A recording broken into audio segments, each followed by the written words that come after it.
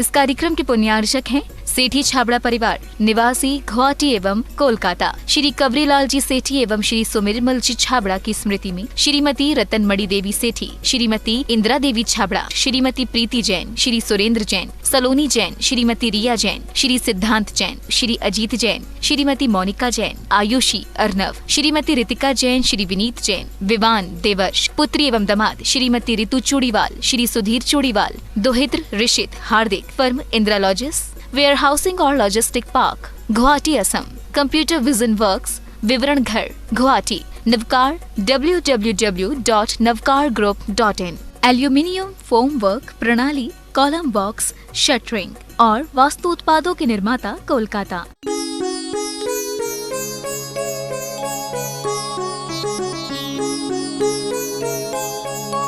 दिग्देशेभ्यः खगायेतो संवसन्ते नगे नगे स्वे स्वे कारवसाजान्ते देशे दिच्छो पृगे पृगे देशे दिच्छो पृगे पृगे देशे दिच्छो पृगे पृगे। आचार्य पूज्यपाद स्वामी इस इष्टोपदेश ग्रंथ के माध्यम से आज आपको आपकी हकीकत बताने का प्रयास कर रहे हैं।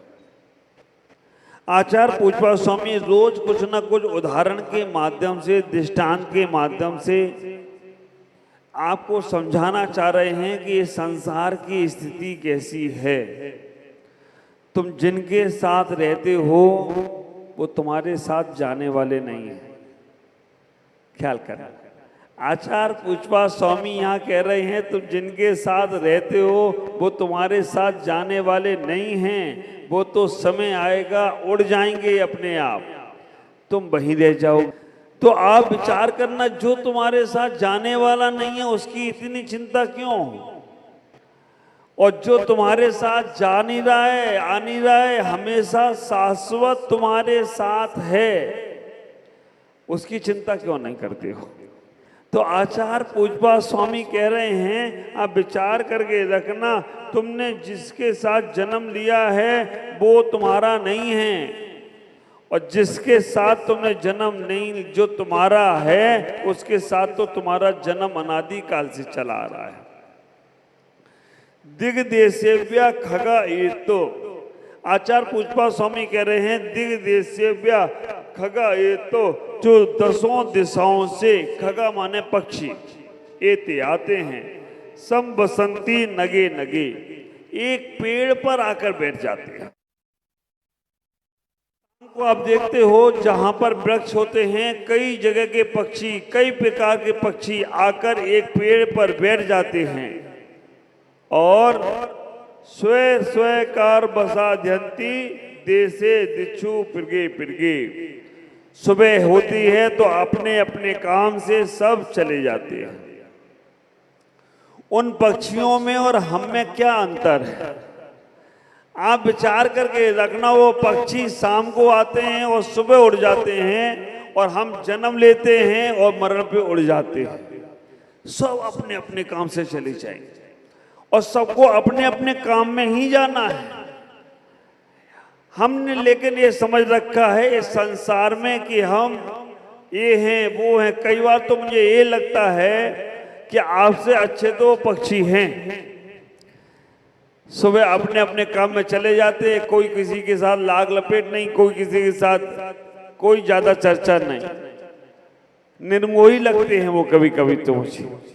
लेकिन हम लोग कितने मोही हैं कि हम उड़ने के बाद भी वापस वहीं जाने की सोचते हैं। दो प्रकार के पक्षी होते हैं, दो प्रकार के कबूतर होते हैं। आप विचार करके रखना, आचार्य यहाँ उदाहरण पक्षियों के माध्यम से दे रहे हैं। दो प्रकार के कबूतर होते हैं, एक जंगल के कबूतर और एक शहर के कबूतर। आप ख्याल करो, सर्कस का शेर जैसा रिंग मास्टर घुमाता है वैसा वो शेर घूमता जाता है। ख्याल करना, रिंग मास्टर इतना भयंकर शेर है जिसके सामने जाने में आदमी की हवा खराब हो जाए, और वो शेर भी चाबुक के बल पर घूमता है, अग्नि के बीच में से निकलता है, कभी छलांग लगाता है, कभी कर्तव्य दिखाता है। वो सर्कस का शेर है। चिड़ियाघर का शेर बंद है पिंजरे में, वो कुछ भी सोचे, गुर्राता रहे, करता रहे, लेकिन बाहर नहीं निकल सकता। और जंगल का शेर, शेर तो वो भी है।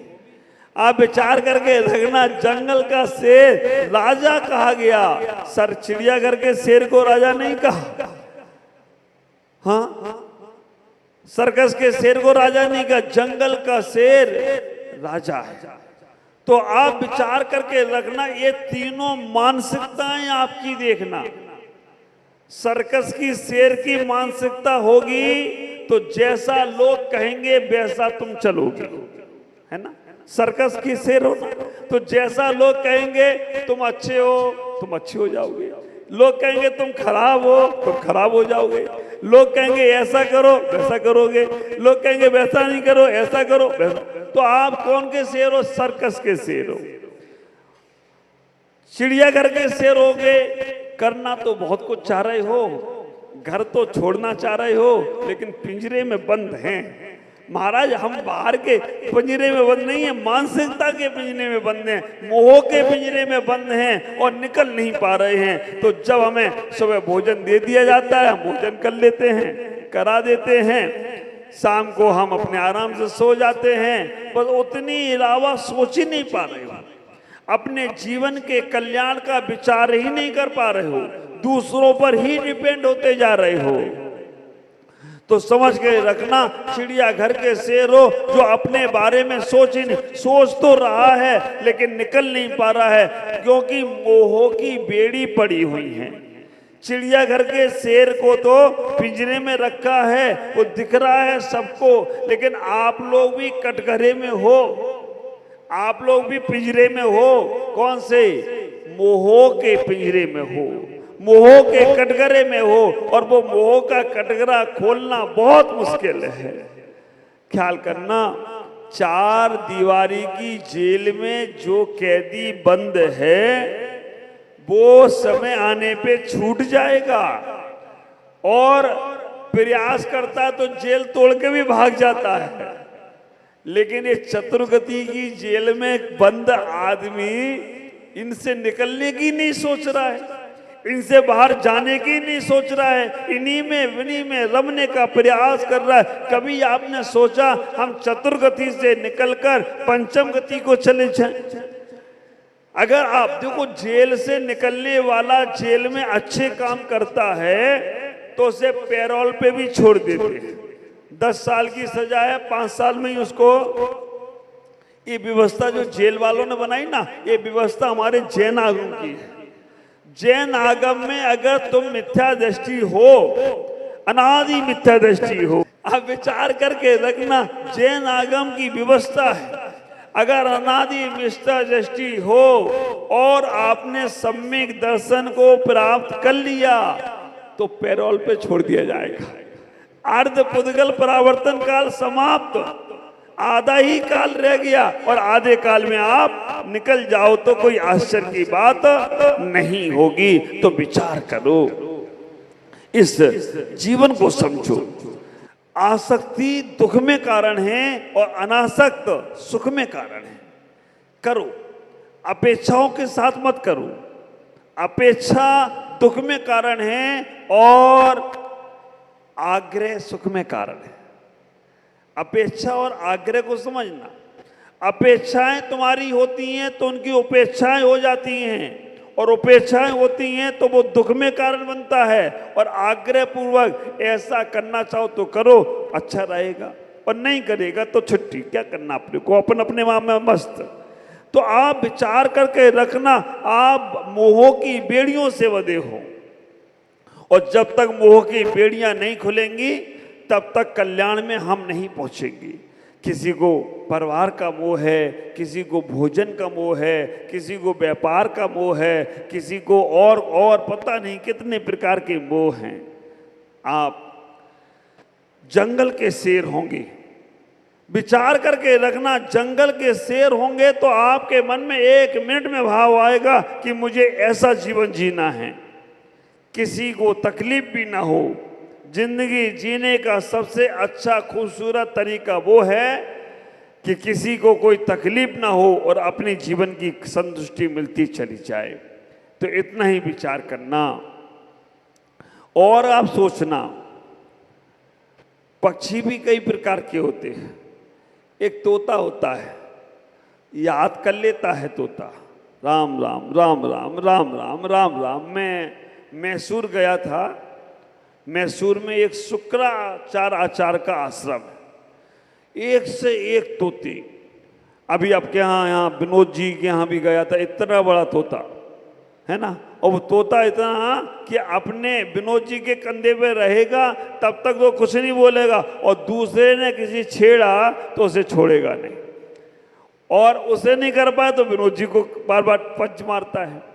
वो तोता भी राम राम सीख लेता है, लेकिन फिर भी कल्याण नहीं हो पाता है। शायद मंदिर में बैठा पुजारी इतने बार राम राम नहीं करता होगा जितने बार तोता कर लेता है। तो हमारा भी जीवन कई बार ऐसा हो जाता है तोते के समान। हम पूरी सब बातें याद तो कर लेते हैं, सब बातें समझ तो लेते हैं, लेकिन उन बातों को आचरण में नहीं ला पाते हैं। और जब आचरण में नहीं आती है ना, तो बातें तोते के समान हो जाती हैं। आप विचार करना। दूसरा पक्षी है बगुला। बगुला भी पक्षी है और बिल्कुल ध्यानी पक्षी है। ऐसा ध्यान लगाता है कि आप भी कहोगे इतना बड़ा, एक पैर पे खड़े होकर ध्यान लगाता है, लेकिन जैसे ही मछली वहां से निकली 1 मिनट में गिफ्ट कर लेता है। आप विचार करके रखना, वो हमें नहीं बनना है। तीसरा पक्षी है गिद्ध। आकाश में 2 ही रहते हैं, एक सिद्ध और एक दूसरा। सिद्ध जिनकी दृष्टि ऊपर की ऊपर ही है, और गिद्ध भले ही आकाश में रहता है लेकिन दृष्टि नीचे है। ख्याल करना। चौथा पक्षी है उल्लू। समझते हो? अगर प्रकाश हो जाए तो उल्लू कहता है ये क्या है। वो सूर्य का प्रकाश देखकर सूर्य को गाली देता है। ये चौथा पक्षी है। विचार करना। पांचवा पक्षी है, हाँ कौन सा? जटायु, है ना। आप विचार करके रखना, पांचवा पक्षी है जटायु, जो माता सीता की रक्षा के लिए अपने प्राण की आहुति भी दे देता है। अब हमें विचार करना, हम कौन से पक्षी हैं। आचार्य यहाँ कह रहे हैं खगायत, तोता वाला पक्षी है, उसकी दशा वो है रसगुल्ले में चम्मच पड़ी है, चम्मच को स्वाद नहीं आता है।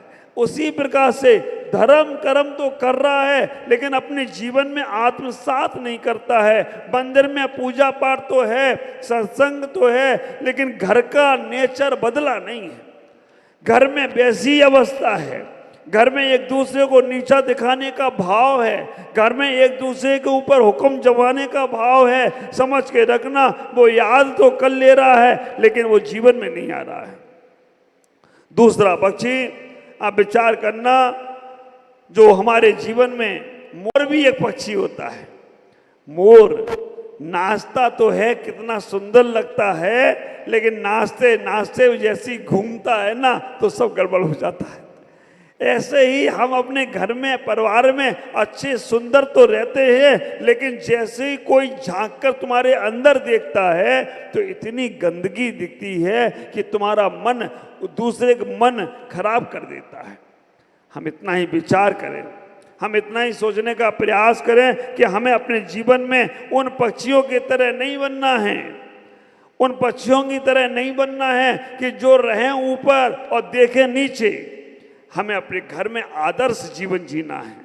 हमें अपने जीवन को इतना ही व्यवस्थित बनाने का प्रयास करना है कि हम अपना जीवन उस संसार वृक्ष को समझने का प्रयास करें। पंच इंद्रिय पक्षी बनकर इस संसार वृक्ष में हम लटके हैं। निगोद से निकलकर हमने एक वृक्ष था जहां पर एक इंद्री, दो इंद्री, तीन इंद्री, चार इंद्री और पंच इंद्री रूपी जीव उस वृक्ष में हैं। पेड़ एक इंद्री जीव है, दो इंद्री जीव भी उस पेड़ में कहीं ना कहीं दिखेंगे, तीन इंद्री चींटियां भी उस पेड़ में दिखेंगी, चार इंद्री बहुत से तितली पतंगे भी उस पेड़ में दिखते हैं और पंच इंद्री पक्षी भी उस पेड़ में आते हैं। जो उस पेड़ पर रहकर, उस वृक्ष पे रहकर, उस द्राक्ष पे रहकर अपना कल्याण कर लेते हैं, उन्हें बार बार उस संसार रूपी वृक्ष पे आना नहीं पड़ता है। और जो अपना कल्याण नहीं करते हैं वो बार बार उन्हीं वृक्षों पर आने का प्रयास करते हैं। ख्याल करो, भगवान के समोसण में भी पक्षी जाते हैं, भगवान के समोसण में भी पक्षी जाते हैं और वो पक्षी जाकर अपना कल्याण कर लेते हैं। हमारे मंदिरों में मानसतम इसीलिए बनते हैं कि वो मानसतम की मूर्तियों को देखकर उन्हें सम्यक दर्शन प्राप्त हो जाए। पक्षियों को भी हो सकता है, संगी पंचेंद्रीय पक्षी होते हैं, असंगी को नहीं होगा, संगी को होता है। मैं उन पक्षियों की बात नहीं कर रहा हूं, मैं इन जटायु जैसे पक्षियों की बात कर रहा हूं।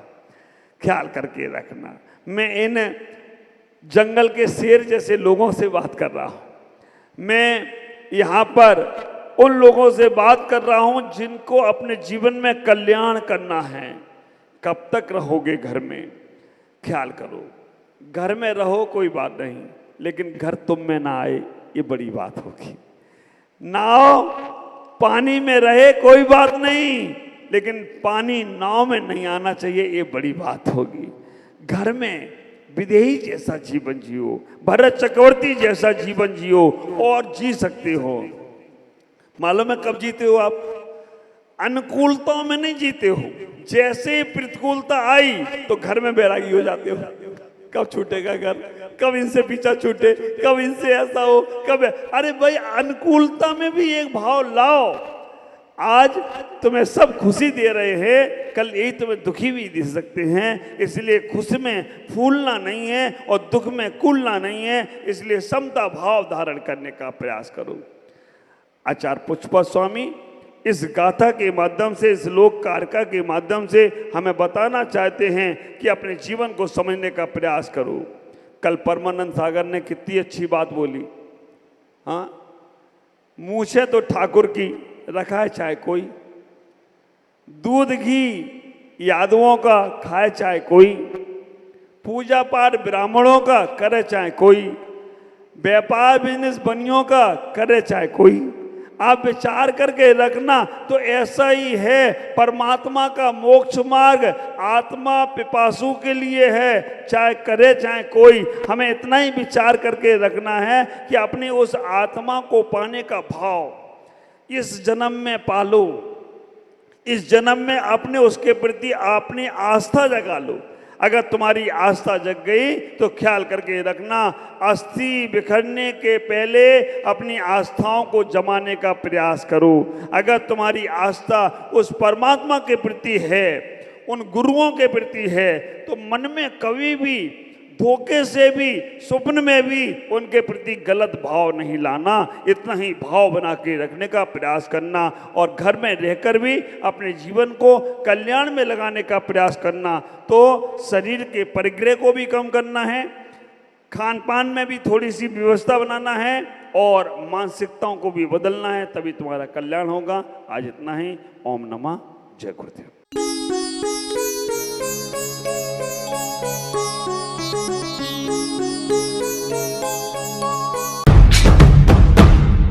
अहिंसा तीर्थ प्रणेता, अहिंसा तीर्थ प्रणेता, जय जय हो भारत गौरव, राष्ट्र संत प्रमुख सागर, स्वर्णिम स्वर